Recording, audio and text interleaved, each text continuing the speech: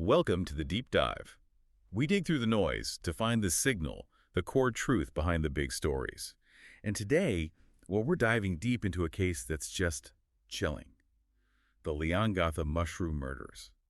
It started as a simple family lunch in rural Victoria, Australia, but it spiraled into this huge global story, a really intense trial. It's a really unique case, isn't it? You've got this intense family drama mixed with what the court found to be just cold-blooded murder. We've pulled together quite a bit here. Police statements, forensic reports, which are incredibly detailed, court transcripts, legal analysis. Our goal today is to get past those screaming headlines. We want to unpack the years of family history, the web of lies, and she admitted to so many lies, and look closely at the forensic side, the digital evidence, too, that ultimately led to her conviction. Okay, let's lay out the core facts first. Set the scene. We're in Leongatha, Victoria. It's July 29th, 2023. Erin Patterson is hosting lunch. She serves individual beef Wellingtons. That's the guests. Her former in-laws, Don and Gail Patterson. Gail's sister, Heather Wilkinson, and Heather's husband, Ian. And the hidden ingredient, the deadly one, was the death cap mushroom, Amanita phalloides. Highly, highly toxic. And what's really critical to understand here, why things move so fast, is how this poison works. Death caps contain amatoxins. These things specifically target liver and kidney cells. They basically shred them. When you first eat them, the symptoms might just seem like a bad stomach bug, pain, vomiting. But underneath, the toxins are just relentlessly destroying your organs. And the impact was, well, horrifyingly fast. All four guests, they were in the hospital within just 24 hours of that lunch, July 30th. And the diagnosis came quickly. Severe liver failure. Exactly. I mean, it was brutal. 3 of them, Gail Patterson, Don Patterson, Heather Wilkinson, they were dead within 6 days. 6 days after eating that meal. Don Patterson even received a liver transplant, a massive medical intervention, and it still wasn't enough. The fact that they went from, sitting down for lunch to catastrophic organ failure in under a week, it just hammers home. This wasn't bad seafood or something mild. This was a dose of one of the most lethal things found in nature. Only Ian Wilkinson pulled through, but after 7 weeks in intensive care. A really harrowing survival story. Okay, so let's rewind a bit. We need to dig into the background because, like you said, this didn't just happen out of nowhere. There's a lot of history here. Let's talk about Erin Prudy Patterson. Born Erin Scudder in 1974. Grew up in Glen Waverley. Studied science, accounting. Interestingly, she also trained as an air traffic controller back in 2001-2002. That suggests someone, well, capable of handling complex details under pressure, doesn't it? That's a really interesting point. That capacity for detail, for procedure. It kind of resonates when you look at the planning the prosecution alleged later on.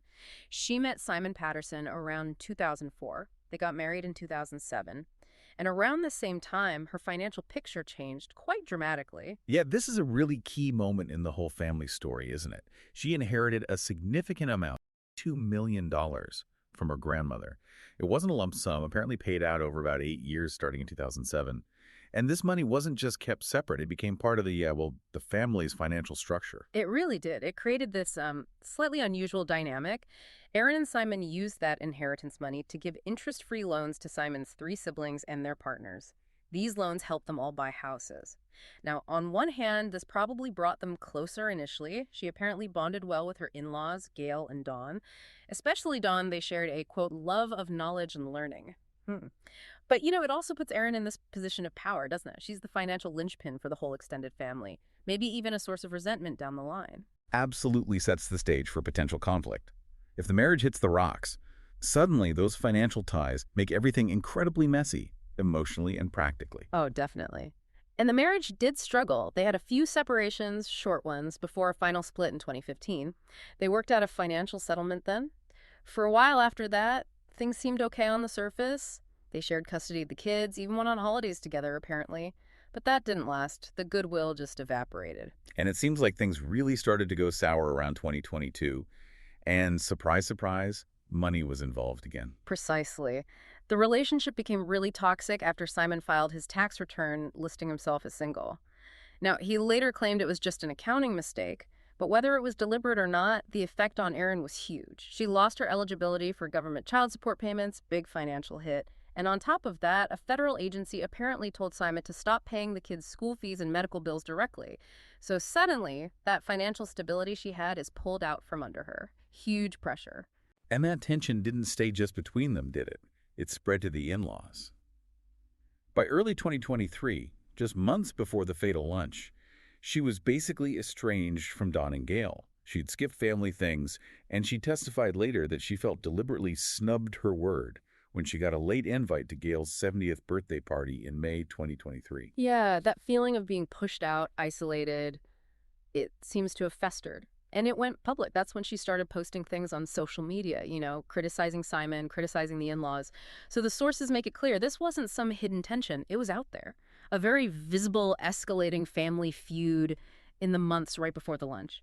And that's crucial context when you start thinking about motive, right? The breakdown was personal, it was financial, and it was clearly deeply emotional. But hang on, before we get to the lunch itself, there's this other really dark part of the story. Mm-hmm. Something that wasn't actually allowed in the main murder trial, but adds a whole other layer.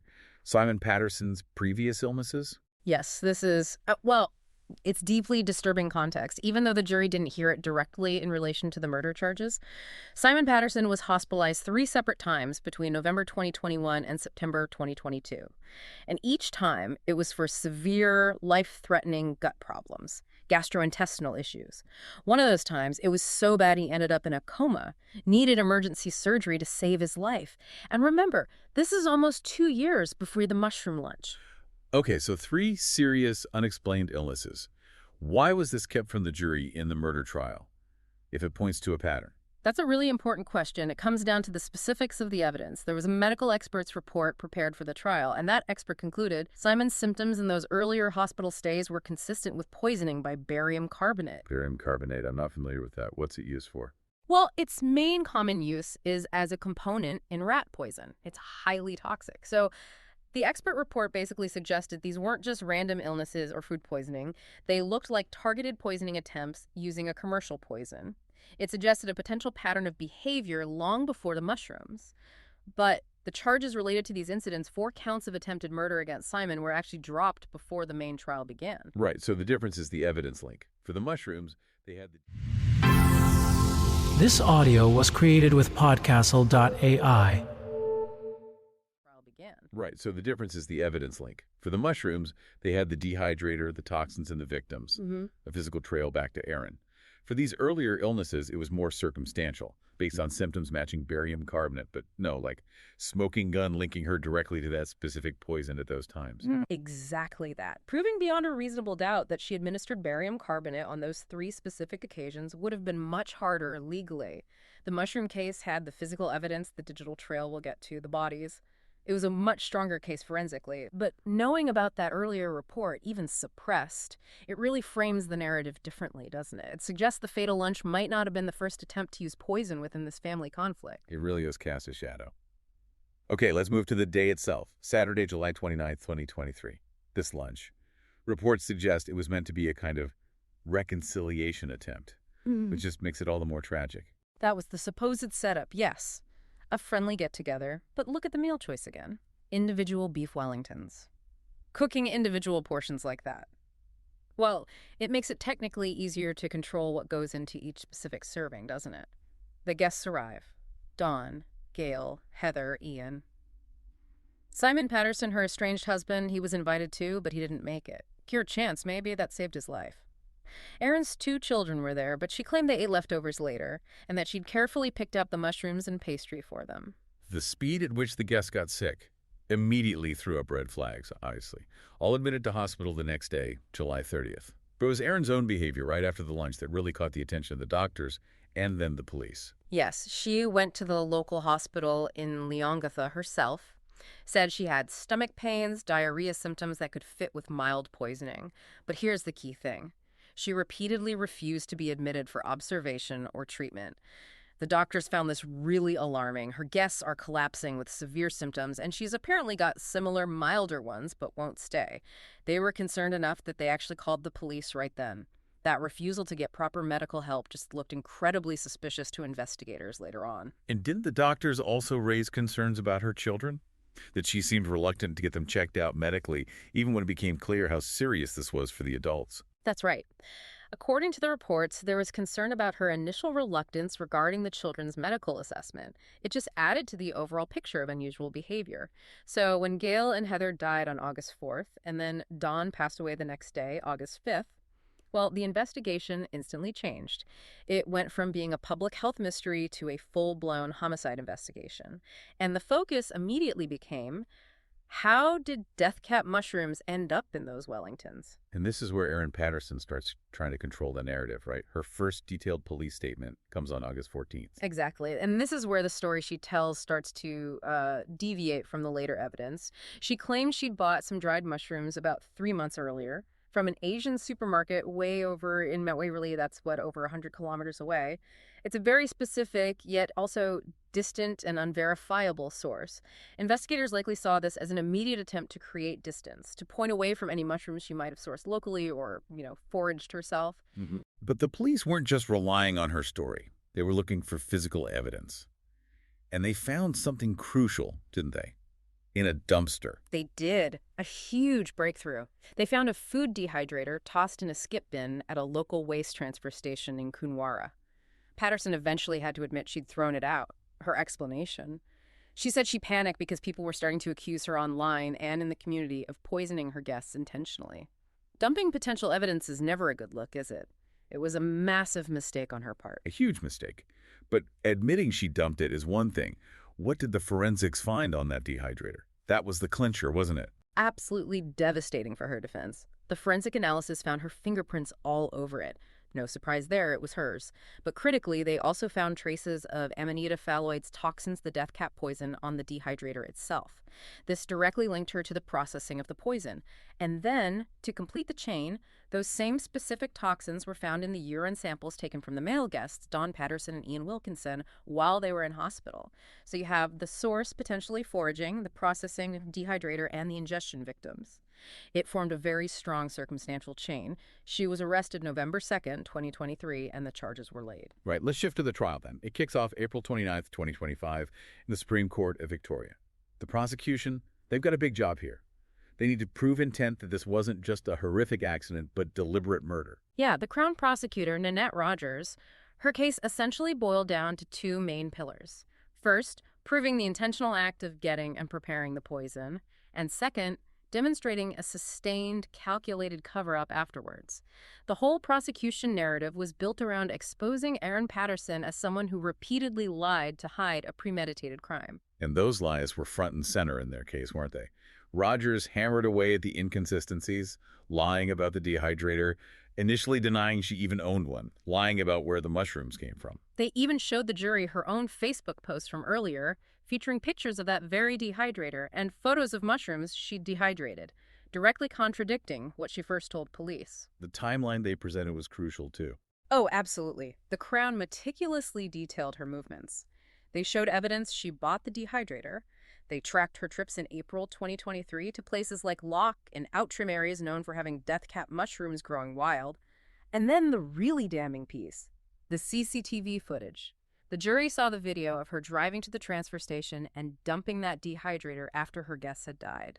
The prosecution argued this wasn't panic. This was destroying key evidence after the crime was complete. Prosecution also put forward a theory about why the lunch happened when it did, a pretext. Yes, they allege that Patterson actually fabricated a cancer diagnosis for herself, claimed she was seriously ill.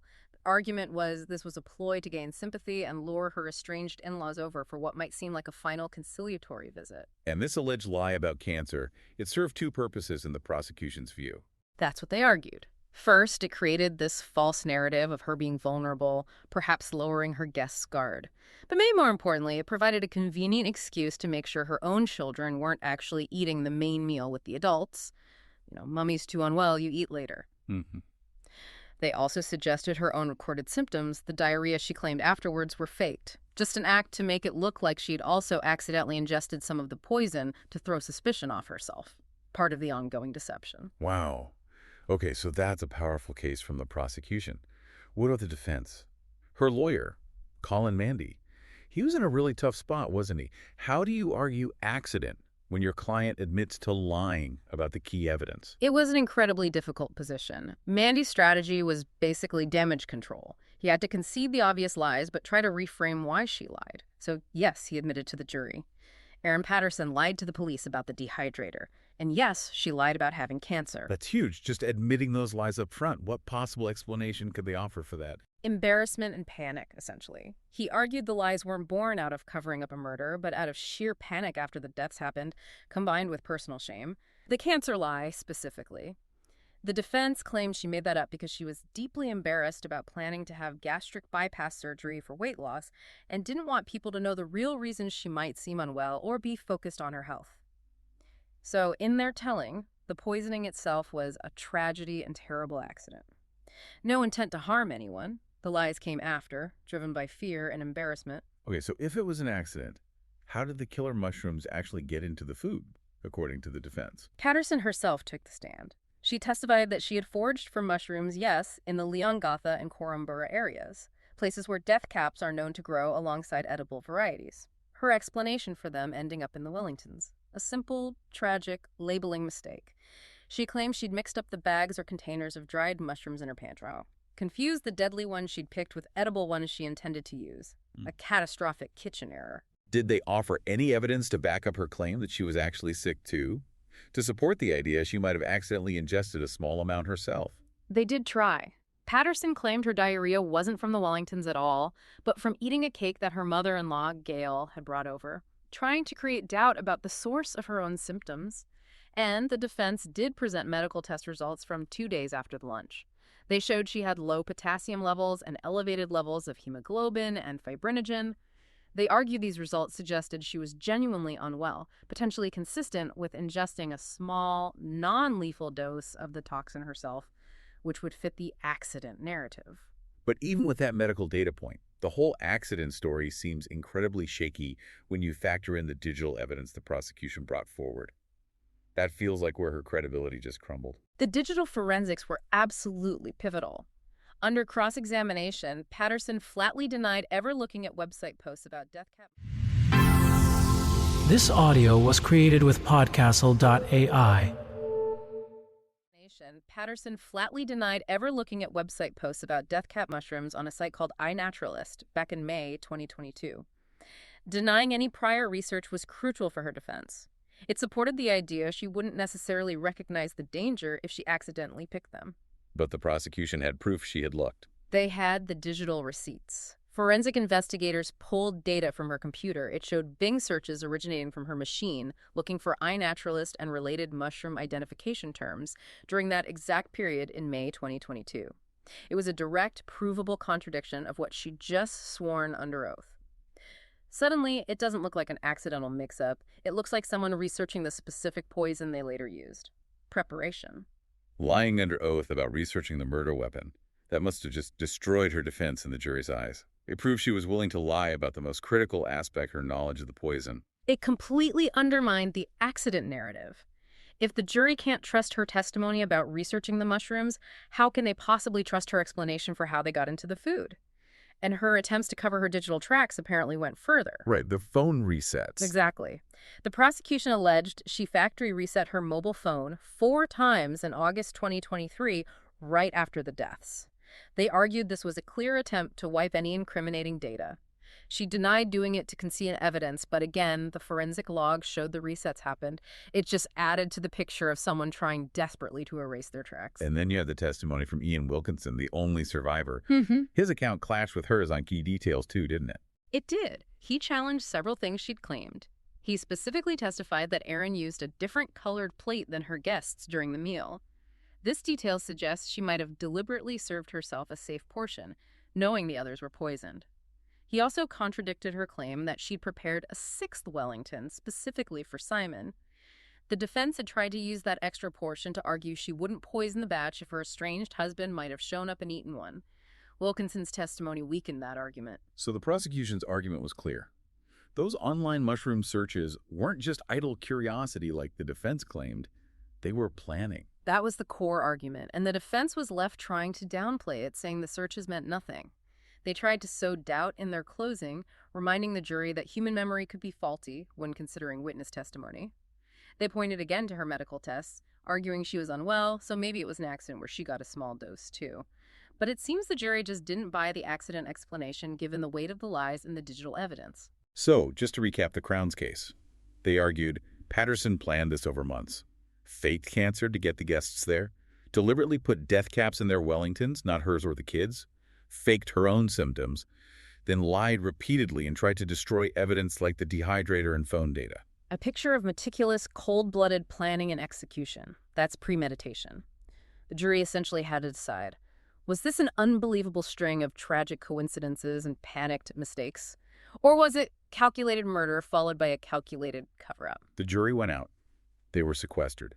And on July 7th, 2025, they came back with a decision. Guilty on all counts. 3 counts of murder for Gail, Dawn, and Heather, and 1 count of attempted murder for Ian Wilkinson, the survivor. Sentencing followed on September 8th, 2025. Justice Christopher Beale delivered it. 3 life sentences for the murders, plus another 25 years for the attempted murder, all to be served concurrently. That resulted in a non-parole period of 33 years, meaning the earliest she could possibly be considered for release is 2056. It was a very heavy sentence, reflecting the severity, multiple victims, family members, the betrayal involved. And, as a side note, this sentencing hearing made history in Victoria. It was the first time ever a sentencing was broadcast live from the courtroom. And the legal story isn't even over yet, is it? There were immediate consequences, like freezing her assets. She was stopped from selling her house in Leongatha, basically to keep its value available for potential compensation claims from the victims' families down the track. Correct. And then came the appeals, not just 1, but 2. First, Erin Patterson lodged an appeal against the guilty verdicts on October 2nd, presumably challenging how the evidence, maybe particularly the digital evidence, was presented or interpreted. Standard procedure, really. But then, just 4 days later, something less common happened. The Victorian Director of Public Prosecutions, the DPP, announced they were appealing too. The prosecution is appealing a life sentence. Why? They're appealing the non-parole period. The DPP argued that 33 years before parole eligibility is manifestly inadequate.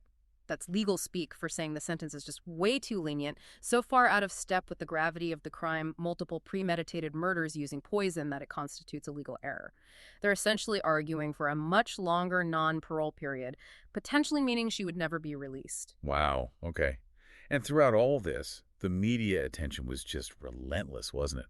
The Spectator called it Australia's trial of the century. It really captured the public imagination globally. It had all the elements, didn't it? A seemingly normal setting, a horrifyingly intimate crime using poison, family secrets, betrayal, lies, and this modern twist with the digital evidence. CNN, the New York Times, BBC, they all covered it intensely. It often felt like the biggest story coming out of Australia for months. And the true crime industry jumped on it immediately. Instantly. Multiple podcasts, dedicated episodes, some doing daily updates during the trial. Book deals were announced almost immediately. Established crime writers like Greg Hadrick, Duncan McNabb, Helen Garner are all apparently working on books about the case. And it's already being fictionalized. The ABC announced they're developing a TV drama series based on it called Toxic. The shock value, that contrast between the ordinary family life and the extraordinary calculated evil. It's become an instant true crime classic, unfortunately. So this deep dive really brings it home. It's this awful story about how family conflict, money issues, deep resentment can just fester and explode into this ultimate act of violence, using something as basic as a mushroom found in the wild. It is a chilling reminder of that. But what strikes me most, thinking about it now, isn't the ancient crime of poisoning itself. It's how modern the conviction was. Ultimately, the truth, the proof of intent that dismantled her accident defense, it came down to data. Digital forensics. It wasn't just a confession or an eyewitness. It was the faint traces of toxin left on a dumped dehydrator after she thought she'd cleaned it. It was the unerasable record of her searching online for information about death caps, proving she lied under oath about her preparation. The data convicted her. That leaves us with a really interesting thought, doesn't it, for you, the listener, to ponder. When someone commits a crime like this, built on lies, but those lies can be so thoroughly exposed by digital footprints, search histories, device data, how much has the ability to truly conceal your intent actually changed? In this age where everything leaves a trace, what does it mean for justice when idle curiosity online can become key evidence of premeditation? Something to think about. This audio was created with Podcastle.ai